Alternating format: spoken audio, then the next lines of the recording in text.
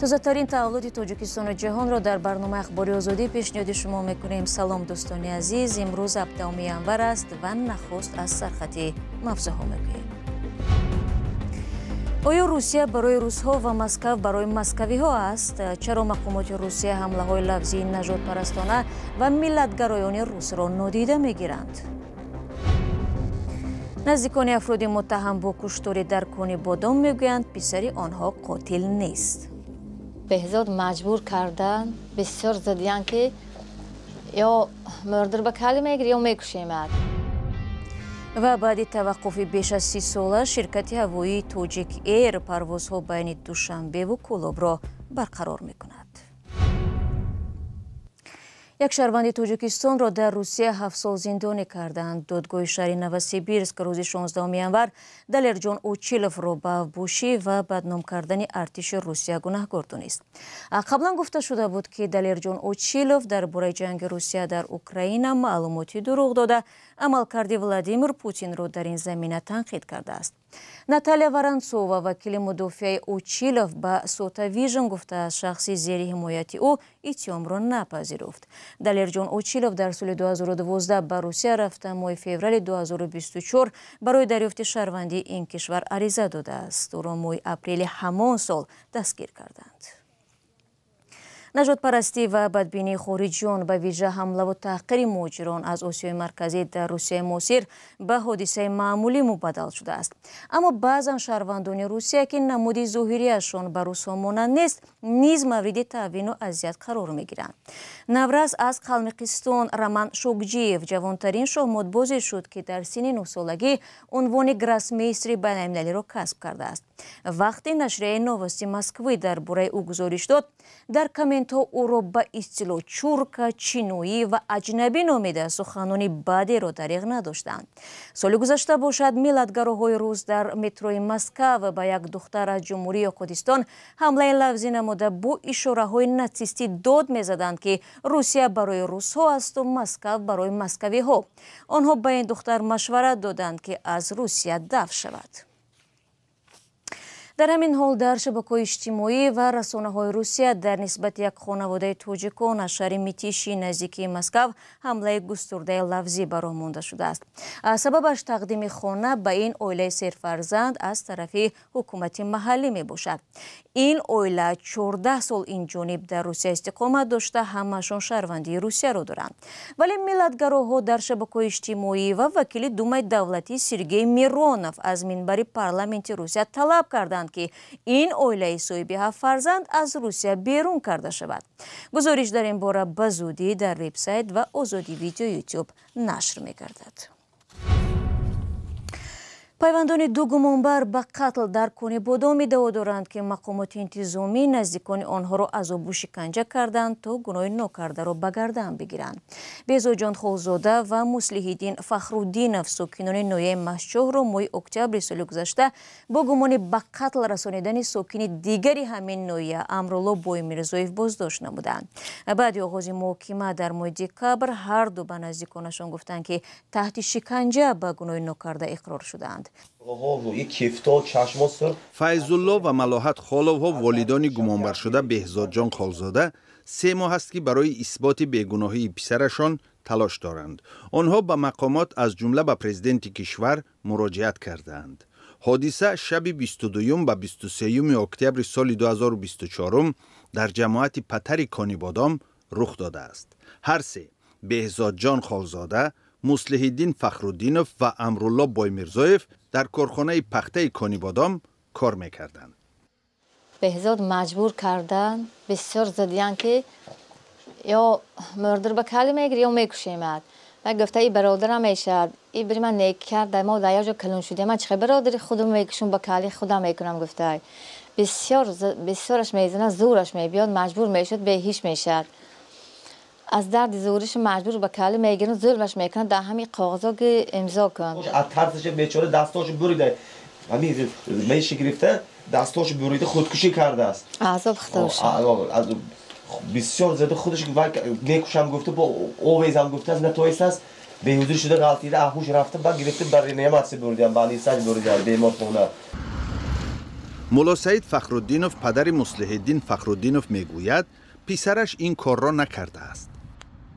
من نکرده کی و دستم اقرار گوش دیگه نیست کی خودتون هم رفت مخفوض گذشت شده ما شد به ما یکم تامار نه دیدم میمونن نه درآمدن فقط از طرف ما همه مادر شاکی همه اشتراک کرده بود ابش شدن گفت ایده ما رو مجبور کردن ما وای کردن شکنجه کردن ما وای کردن تمام.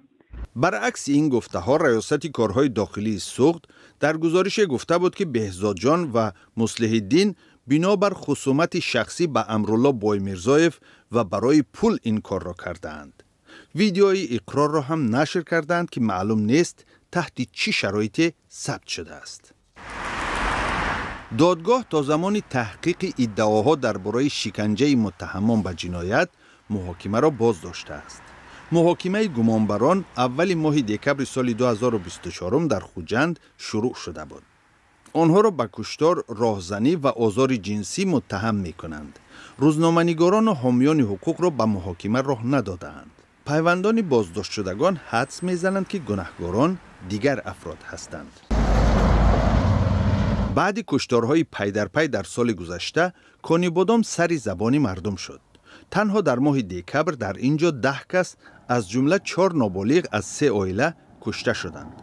از ماه مارس سال 2024 تا این دم تعداد عمومی کشته شده ها زیاده از 20 کس حساب شده است. دادستانی کل روز 21 دکبر گفت که 4 نفر را با اتهام دست داشتن در کشتارهای پیهم در کانیبادام دستگیر کرد. بعد این اعلان دیگر هیچ چیزی درباره حادثه ها و گمانبران نگفتند.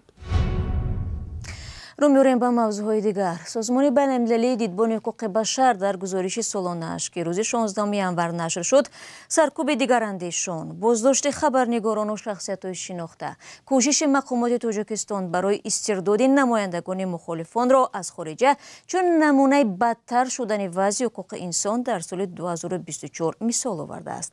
در یک مصاحبه ویدیویی از برلین، رهبر بخش اروپا و آسیای مرکزی دیدبان حقوق بشر هیو ویلیامسون نخست مهمترین نکات گزارش سالانه سازمان را خلاصه نمود.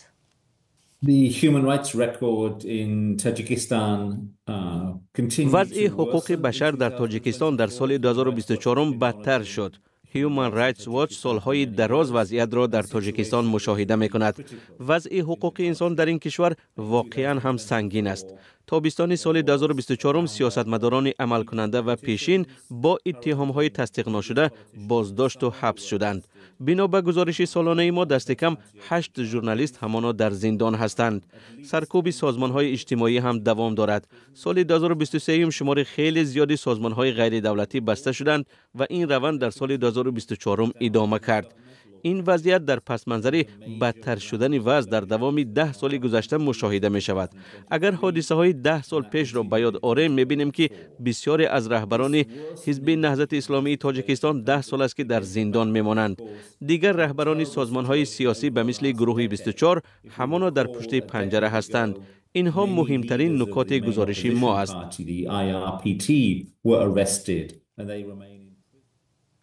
یک پدیده که سال 2024 مشاهده شد در میان بازداشت شده ها بر اساس پرونده های سیاسی شخصانی می باشند که در موقع مخالفت با حکومت نبودند و نیستند و برعکس طرفدار و عضو این حکومت شمرده می شوند. سبب این سرکوب ها را شما در چی می بینید؟ واقعا هم بعضی از آنهایی که سال 2024 حبس شدند طرفداران حکومت می باشند و اگر انتقاد می کردند آن بسیار نرم بود. معلوم نیست با چه سبب آنها حالا مورد هدف قرار گرفتند. دانستن این دشوار است. ظاهرا هر یک فکری مستقل از طرف حکومت با ناراحتی و همچون یک تهدید به استقلال قبول می شود.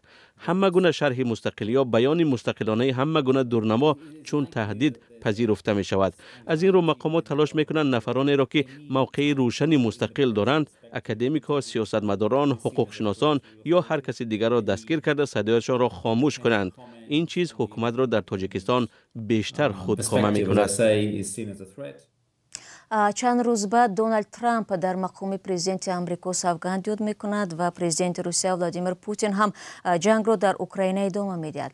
فکر نمیکنید که با چنین دورنما مسائل حقوق بشر در کشورهای مثل تاجیکستان را باز هم بیشتر دور میاندازد؟ برای طرفداران حقوق بشر و دموکراسی در تاجیکستان وضع ژئوپلیتیکی جهان چالش برانگیز می شود. سوگند یادکنی ترامپ در هفته آینده جنگ ادامه یابنده در اوکراین به آن معناست که توجه جامعه بین المللی در جای دیگر است. از طرف دیگر به خاطر نزدیکیش با اوکراین، آسیای مرکزی یک نقش مهم می‌بازد و بسیاری از کشورهایی که اوکراین را پشتیبانی می‌کنند می‌خواهند در روند تقویت موقع اوکراین با کشورهای آسیای مرکزی شریک و همکار باشند.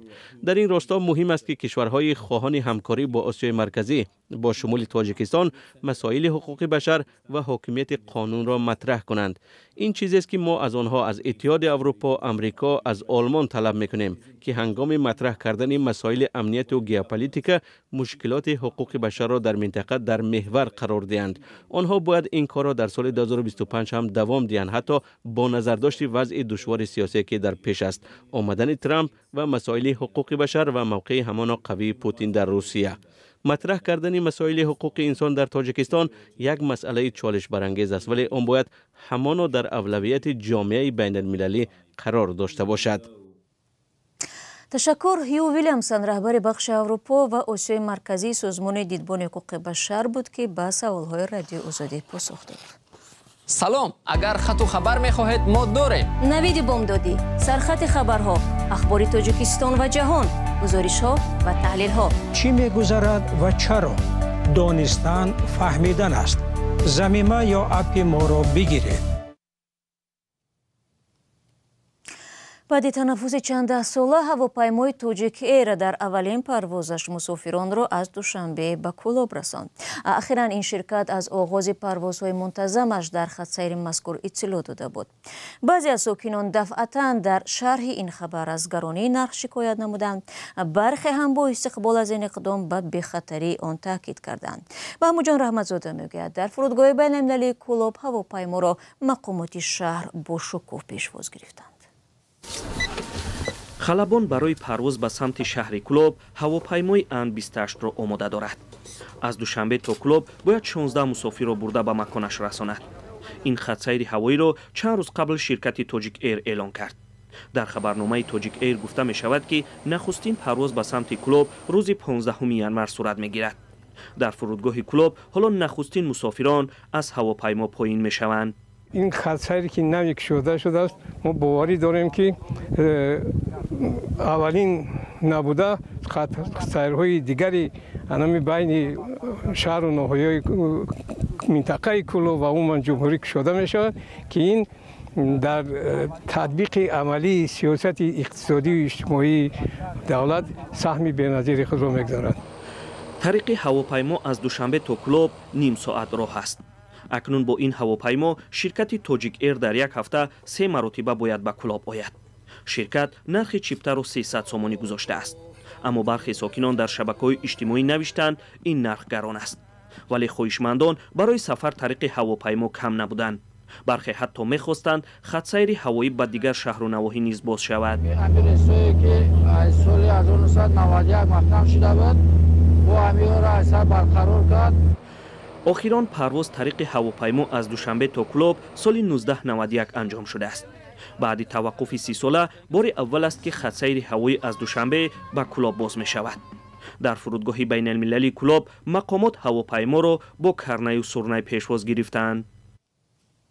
در همین حال پرواز اولین در خط سیری دوشنبه پنجکند که نیز از طرف هواپیمای شرکت تاجیک ایر میبوی 14 ینور انجام میشد، نخست به 16 ینور و همکنون به 19 ینور موقوف گذاشته شد. نمایندگان شرکت سبب تأخیر را به نامساعدی آب و هوا ربط دادند. دوستان عزیز، فرصتی که در اختیار داشتیم به انجام میرسد. تشکر که تو این لحظه ها با ما بودید. خبر و گزارش‌های از این بیشتر چون همیشه در وبسایت ما و شبکه‌های اجتماعی ما پیدا کنید. در 2 روز آینده برای شما استراحت خوب می‌خواهیم. خود را احتیاط کنید. از آن وقت نگهبانتان.